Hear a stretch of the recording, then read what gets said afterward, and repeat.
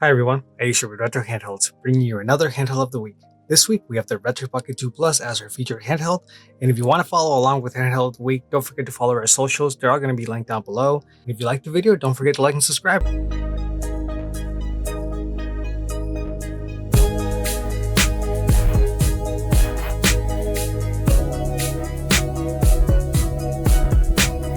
Okay, like I was saying, this week we have the Retro Pocket 2 Plus as our featured handheld, and we're going to get into why it's still worth it, even with some newer handhelds out there and other options. The biggest factors are price and performance. You are not going to find a better system for under $100. If you want to get a brand new one off of Retroid, it's $99.99. You still have to pay for shipping, so it's about $120 once it's all said and done. Or you can go the Amazon route and get it for $130, give or take, and get that Amazon assurance that if anything goes wrong, you can send it right back. But if you're on a budget and you have less than $100 to spend and you want the most systems covered, you can look for one of these used and you're going to be able to find it for around 60 to 70 bucks. Now, even at $100, the price to performance is insane because you're going to get everything from arcade, Super Nintendo, all the way up to some GameCube and a little bit of PlayStation 2. Now, what realistically expect is basically full coverage on Dreamcast and N64 and a whole lot of PSP. And if you really want to mess around with it and you don't mind the screen being a little bit small, you're going to get pretty much the whole PSP library playable, since internally it is the exact same as Retro Pocket 3. So you're not really going to be missing out on a whole lot of things there. Now, there are some quality of life improvements on the Retro Pocket 3, which make it a clear winner if you go just head to head. But depending on the person, if you're on a budget, this is a great choice, especially at under $100. So I know that the whole under $100 thing is with the asterisk there because you're going to have to look for it used. But still, you know, how many other systems can you get for about 70 to 80 bucks that are going to be able to play that much? Anyway, let's get into the head-to-head comparisons versus the Retro Pocket 3. Now, the Retro Pocket 3 is going to have a much larger display, which is also going to make it longer. So if you're looking for something smaller or more pocketable, this is a great choice. It's also going to have a slightly different layout. So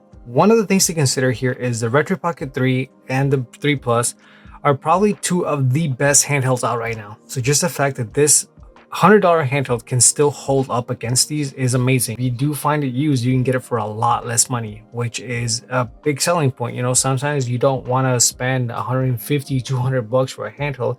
You just want something small, portable, that's going to be able to play a bunch of systems that you can carry around with you. And that's where the 2 Plus is perfect.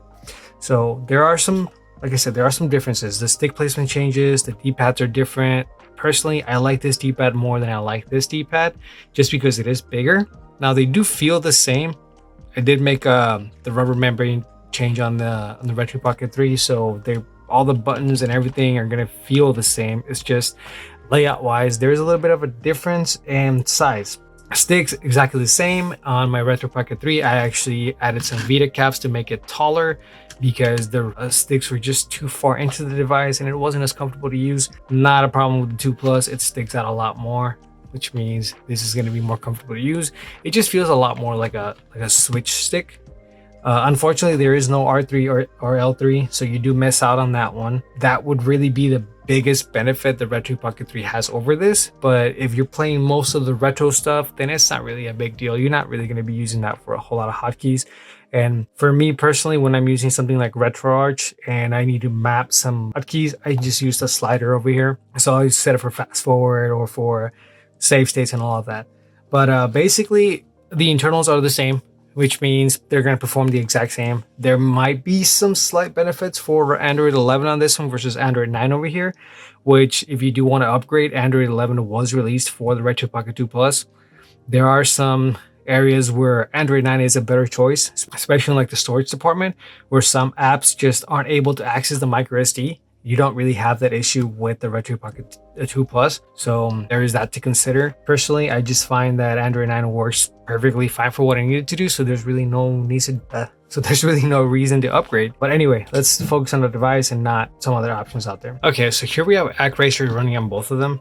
There is a difference in the colors though. Let's see if I can get to that area where so the screen on the Retro Pocket 3 is a lot bigger because it's 16:9, but the screen on the 4:3, as you can see, actually holds up pretty well when you're playing these older systems. Now, if you're playing newer systems, something wider, you want to stream, this probably isn't the handheld for you. But if you're really looking for a retro system, something that's going to focus mostly on Super Nintendo, Game Boy, 4x3 consoles like N64, like PlayStation, this is a very viable option because of the native aspect ratio versus the 16:9 system where you're going to have black bars. Now, don't get me wrong, the Retro Pocket 3 is a great handheld. It's got a beautiful screen. This has a lot going for it. So if you're really focusing on things like that, then it's not really a big deal. The only areas where the Retro Pocket 3 is going to have a bigger advantage screen-wise is going to be things like PSP or maybe Game Boy Advance. But if you really take a look at the original aspect ratio of Game Boy Advance, you're really not losing a whole lot of real estate. So here's an original Game Boy Advance SP.